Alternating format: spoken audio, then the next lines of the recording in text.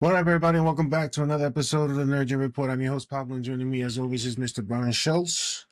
Brian, let's get into the void. The things that trickle down that people don't notice, or perhaps they do, but, they don't fill, I guess, the space that these bigger names, like Marvel Studios and DCU, when they announce stuff, everybody's talking about them. But these are the little things that we listen out for. So, Ryan, let's start with He-Man. Well, I think with He-Man, we continue to get some images, just little bits of material. You sent me the latest one, which is, we had seen a look at Nicholas Galitzin in his modern day kind of Earth Adam getup. So he had the pink dress shirt and kind of like white slacks, and obviously honoring the color of the costume. But we hadn't, the sizzle reel you can't find anywhere. They did a good job of hiding that. I don't think anyone's gotten a hold of that leak. I look for it periodically. There's nothing. So they showed him in costume, but none of us have really seen it unless you were at CinemaCon. But we got to look at, for the first time, one of the other characters in Eternia costume somewhat. So we saw Tila. We saw Camila Mendes in Tila costume, which looks a lot like the Tila toy. Other than maybe she kind of seems to have leggings on, like kind of underneath the skirt, but the armor and the hair and like kind of like the hair, like that pretty much is the same as the toy from the 1980s, and it doesn't look bad, like even just as an on-set photo. When we see this, what it's supposed to look like on screen, I can't wait, man. Before you react, they leaked a picture of Castle Grayskull set. If you haven't seen that, I'll send it to you. There's a picture of the drawbridge with the mouth that is the gate, and that also looks hyper realistic, but looks pretty much like Grayskull in the cartoon and the Grayskull toy that I'm sure a lot of people had. Anything He-Man, I gotta see what this looks like, yo. Yeah, but that's the thing. It's like, so that tells you they obviously didn't build all of Eternia, but it's like they're building parts of the castle. This is not a CGI castle. They're like constructing it, and they're seemingly doing this very faithfully to what we would have said all along. It's like, how do you make this not look silly? But at everything we've seen, nothing looks silly. Not yet. See, heard by people who witnessed that. It's gonna be interesting, man. It's gonna be interesting. I think the first trailer is gonna be a real event. I think it feels like a real word of mouth, like it goes out. People like us will be obviously watching it right away, but I think people who watch are going to be sending it to all these people being like, can you believe they did this? And then like everyone's going to be like, that looks like what I remember. Live action, for real, for real. Speaking of construction, the Odyssey, Brian. Oh my God. Not only is this dude building a life-size, how big is this puppet supposed to be? I think I think it's somewhere, I don't know is it 12 feet, 20 feet? I forget what they said. It's like, Cyclops is not Godzilla size, right? The Cyclops is like a giant human. I think it's like 12 feet tall or something like that. Yeah. Okay. So that should look quite amazing, Yeah, fully animatronic, like real. Yeah, I mean, wow. If you think about what in the myth, right, Odysseus has to blind him at some point. So, like, yeah, this idea that there's going to be this physical thing in the cave with Matt Damon and company. It's not a motion capture. It's not a CGI. That's going to be wild. Yeah. What else is happening with the Odyssey? Well, we're getting a little more insight into the filming of it. And so a couple of technical details of note. So this will be the very first movie, blockbuster movie, that is 100% shot on an IMAX camera. So the previous record, because Nolan has been the champion of IMAX dating back to The Dark Knight, Oppenheimer was 70% on IMAX. And so you can typically see that in this theater when they put a little bit of additional black at the top and the bottom that lets you know it was not meant for IMAX, and then full screen. So this is 100%. The backstory, of course, is very funny because this historically was thought impossible because the camera is too noisy and too large to be operable in like dialogue scenes, smaller scenes. So apparently Nolan went to, the guy's name is Rich Gelfond, the head of IMAX, and challenged him to build better tech so he could shoot the movie 100% with an IMAX character. And so you can find some of the technical details, but he basically said Nolan forced us to solve these problems so that now he has a version of the IMAX camera which is smaller and quieter and will allow him to switch between bigger cameras and smaller cameras while staying in the IMAX format. And therefore, the entirety of the Odyssey will be shot in IMAX format. And so Nolan is that dude who he's in a position because of who he is and what he's done and what he wants to accomplish that only benefits the audience and benefits IMAX to show something that you've never seen before. So that is, to me, an experience that, because when you hear people talk about the Odyssey, people say it's impossible. You can't make this movie. A movie of this magnitude will be epic. And this dude is doing what he's doing, and you hear what he's doing, and the things that he's doing when he's filming, building boats and filming at sea. This is a mind that is very focused on what he wants us to see, and I can't wait to see it. Yeah, typically, so to that point, the filming at sea, typically these days you film in a tank. If you're doing true ocean stuff, you might do non-actor shots of things on the actual ocean. But if you ever watch the making of Jaws, which was shot at sea, that is basically the most hellish shooting experience of all time. It looks incredible because it is real. They shot that, other than the shark, they shot it out at sea, but it was a disaster. Actors hated it. Everyone was sick. They had all sorts of problems with the boats. And like, here's Nolan 50 years later saying, I got this. I'm going to build ancient ships. I'm going to go out on the Mediterranean and I'm actually going to shoot them, for real. So people don't do that stuff anymore. I think the other thing with the Odyssey, look, if you know the story of the Odyssey, it's like, what are you including and what are you leaving out? So there's so much stuff here for Nolan to play with, but in theory, you could start with a piece of the Trojan War, the Trojan horse. That's obviously where Odysseus comes from. Do you get to see Nolan with a snapshot of Troy? Cyclops, we know we're getting. Ithaca, I'm sure we're getting, which is like the final battle between him and the suitors where he notches the bow and shoots the arrow through the axe handle. So like that scene should be pretty cool. You have Telemachus sailing to find him, which we know is happening because they've shown Tom Holland sailing his ship. You have Circe, you have Calypso, you have the Sirens, you have Scylla and Charybdis, like Cattle of the Sun. Like you go through the story, like you can't possibly put this in one movie, but all of it involves things that would look really cool, or in some cases be like, how do you do this practically and have it look good? Which is part of why this movie's there. Other than a Kirk Douglas 1960 version, has never really been attempted. It was done on TV in a couple of lesser versions. And actually, Ray Fiennes did one recently, which was just the end, just the Ithaca part. But nobody's tried this on this scale. Look, I mean, you have to be there for this. And with this new camera tech, he's literally paving the way for what else in the future? I mean, other filmmakers are going to be able to use IMAX cameras in a different way after this movie. So he's literally changing the cinematic experience, and that's, you can't ask for anything more from a director. So I can't wait. Summer of 2026.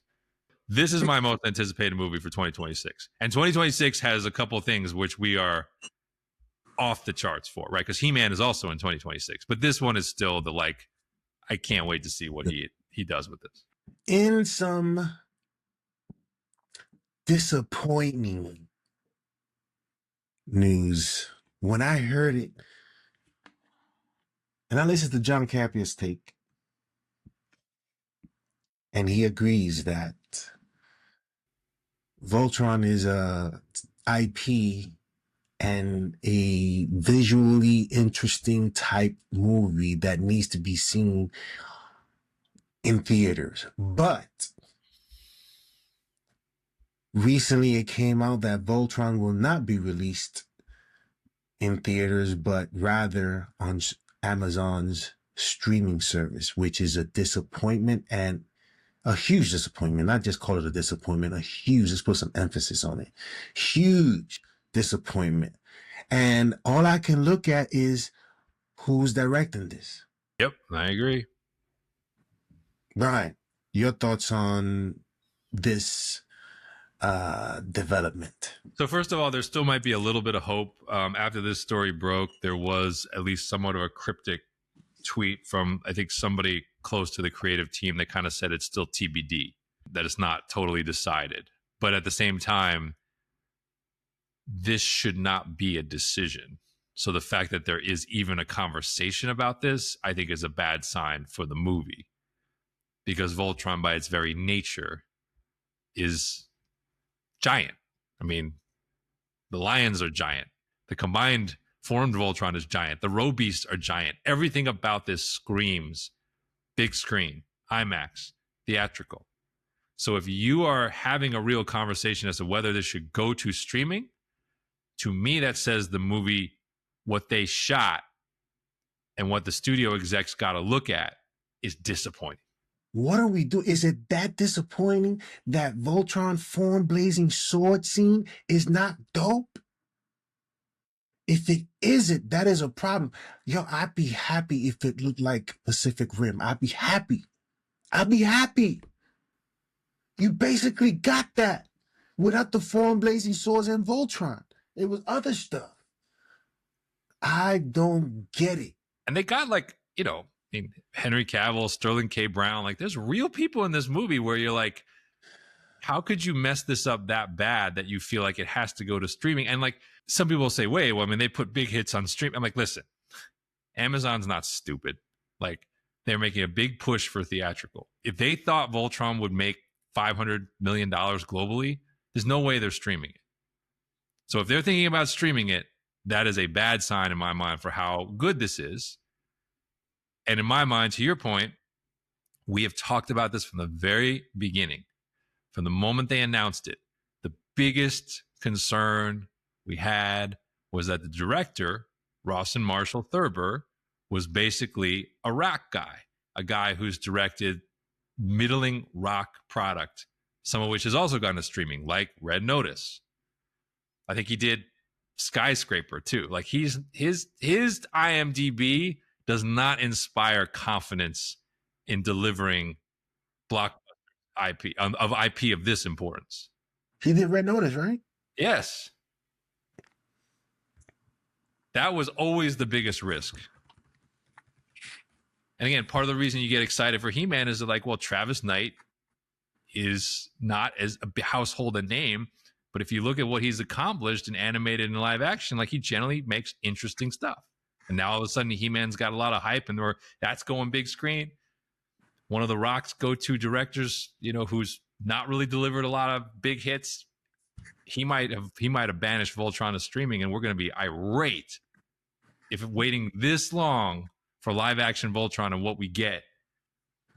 Because you ruined the possibility of something dope being made. People are not going to want to spend money to watch this, yo.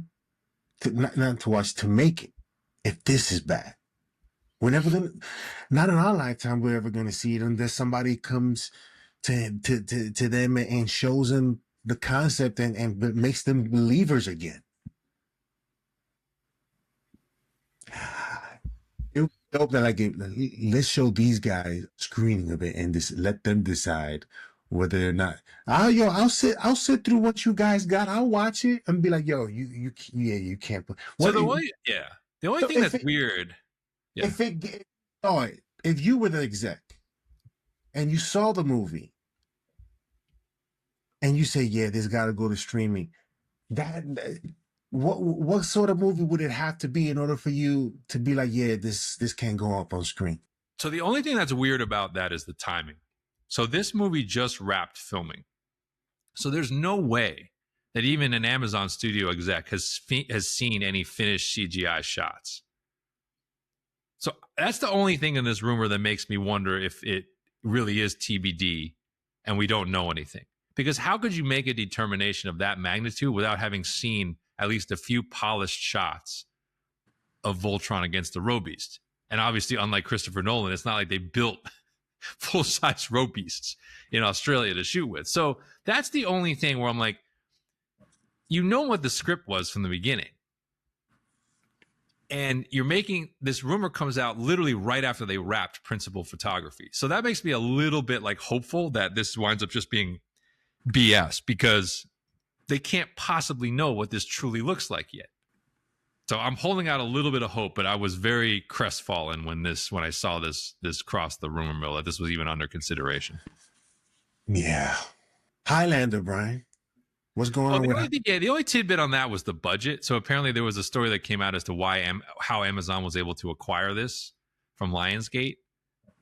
And they were saying that Lionsgate, part of the reason Lionsgate was looking to offload it was that Chad Stahelski and Henry Cavill were basically pushing for the budget to be like $180 million plus because of the locations they wanted to use and like some of what they wanted to shoot, which if you think about Highlander mythos is like, well, most of the fights are one-on-one and shouldn't really require big effects.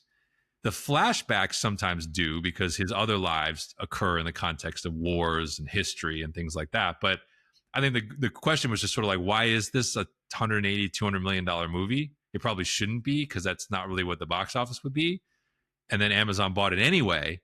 And so then it was like, are they giving them that kind of money? Like, what exactly are they trying to do with that kind of money? So it just sort of caught my eye that like this should have been like a $75 to $100 million budget movie that apparently they're wanting to make 200. Amazon got lots of money, yo. Well, they see the universe beyond too. That's the thing, right? I mean, they're buying it for what it also could be, you know. But it just got my attention of like, what exactly does Stahelski have in mind? Because he shot John Wick 1 with $20 million, and why is Highlander like, I need 180? That's a lot in my mind for what I think of a Highlander being. But and lastly, Street Fighter. Oh, yeah, actually, holy moly, this one we got to talk about. So we got our first casting for Street Fighter. We got Jason. Four people. Right? We got 4 people. No, he's playing Blanca.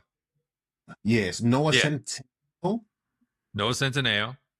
As what? He'd probably be Ken or... He's Ken, yeah. And the dude from... was he in Snake Eyes? He was Storm Shadow and Snake Eyes, and he's the star of Warrior TV series. Yes. He is Ryu. He is Ryu. Andrew Koji, yep. And who's the last guy? Roman Reigns, WWE superstar. Yes. As who, most likely? One, I don't know if we know exactly who he's playing. I'm going to try to find it while we're talking. The other 3, I believe, are confirmed. That's who they're attached to. Because Momoa, I think in particular, is a very public and known Blanca fan. That one, he cannot be Jason Momoa. No, I agree. And Blanca's like green, and yeah, there's a transformation there. Roman Reigns is saying rumored to be playing Akuma, so a villain from Super Street Fighter 2 Turbo. Oh, it's from Street Fighter 2? Super Street Fighter 2 Turbo Edition, Akuma. That's supposedly who he's playing. Okay. But I gotta get your reaction. This is obviously the Jean-Claude Van Damme one is one of the most despised, worst examples of IP and video game adaptation of all time. Horrible. They're finally going back to the well on this, and like I wasn't even giving it that much thought, and then these 4 names popped up, and I was like, I gotta send this to Pablo, get his thoughts, because like there's some real people on this list.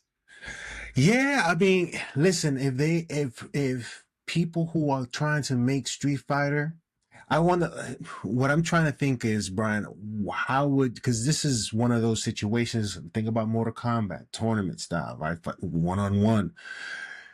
How are we doing Street Fighter? What's the story going to be? That is, I think, the most interesting part for me. How is this going to be done? Is it going to be random fights in the streets, or this is a tournament, or what is it? So that, I think, is going to be important to possibly get a successful movie here in terms of it. Listen, I'm not looking for perfection, but I'm looking for great fighting and some great action scenes and good bumps. Some good stuff I'm looking for. The story, who cares? You know what I'm saying? But the fighting, all that stuff, that's the part that I'm looking to see if it gives us that memory jolt of this is how this is supposed to look like. This got my attention from two angles. So one is you have some good athletics and good resume from like a fighting standpoint in this crew, right? Like Roman Reigns, obviously no question, he can do the athleticism, whatever you need him to do, right? He's one of the great story, right? He's like he has cancer, right? He's like he's in, I think his cancer's in remission. He's had a health issue, basically he's overcome, and in overcoming that, he's actually become one of the most popular superstars of the current era in WWE. And a very distinctive looking guy as well. So that's an interesting choice. I've seen Andrew Koji and other stuff. I didn't watch all of Warrior, but you put me on to season 1 of that, where he basically is playing Bruce Lee and doing a fairly creditable, an interesting portrayal, if nothing else. And he's pretty good at the martial arts, to where you're like, I would watch this guy fight if you wanted to put him in anything else martial arts related. I think The Recruit on Netflix is a pretty good little show that Noah Centineo headlined. He's probably best known to the IP universe as he was going to be He-Man and then wasn't, and then he wound up being Atom Smasher very forgettably in Black Adam. But in The Recruit, he's actually quite charismatic, quite funny, and he's not a fighter, but he gets involved in these action sequences where he takes bumps, and he's at least compelling to where I was like, this is not a throwaway Ken. And then you have Momoa, where you're like, look, whatever we think of Momoa, like at this point, he's got more billion-dollar movies on his resume than Tom Cruise does. Technically true. Minecraft and Aquaman. And he, in the right situations, he's a great ad. Like we think as Lobo, he'll be a great ad. In Game of Thrones, he was a great supporting character. This is not a movie where Blanca's going to be probably like the be-all, end-all. But he can come in and he can throw fastballs for a couple of scenes. He's big. He's imposing. I don't know. I looked at this and I was like, they are taking this more seriously than I expected. And again, they're getting people interested in it that are a higher grade than I would have expected. So I kind of feel like we got to pay attention to Street Fighter as like a sleeper project now. Yeah, I mean, here's a situation that I'm thinking about this. Listen, Mortal Kombat didn't do the first one anyway, didn't do what I hoped they would do. It was disappointing. But we're getting the second one, right? The tournament this time, supposedly. Yeah. So, and is that owned by Amazon? No, that's WB, and that's coming in the fall. Okay.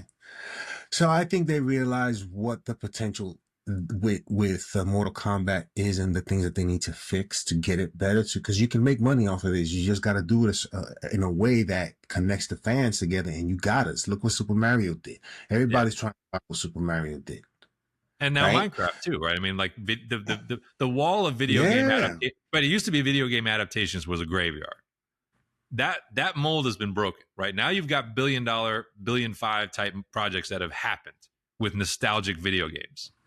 So yes, even television with Last of Us and Fallout, people are making good stuff. So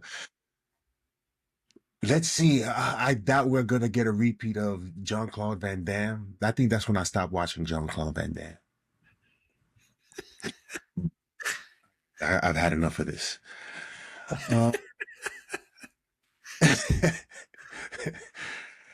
And the last thing, more filming for Michael Jackson biopic. So this lends credence to, it seems like the prior rumors are true. They ran into some legal issues because of something in the script that basically they were not allowed to write or talk about, coming off of his legal problems in the 90s. And the rumor was that somehow that got missed by everyone involved with the project.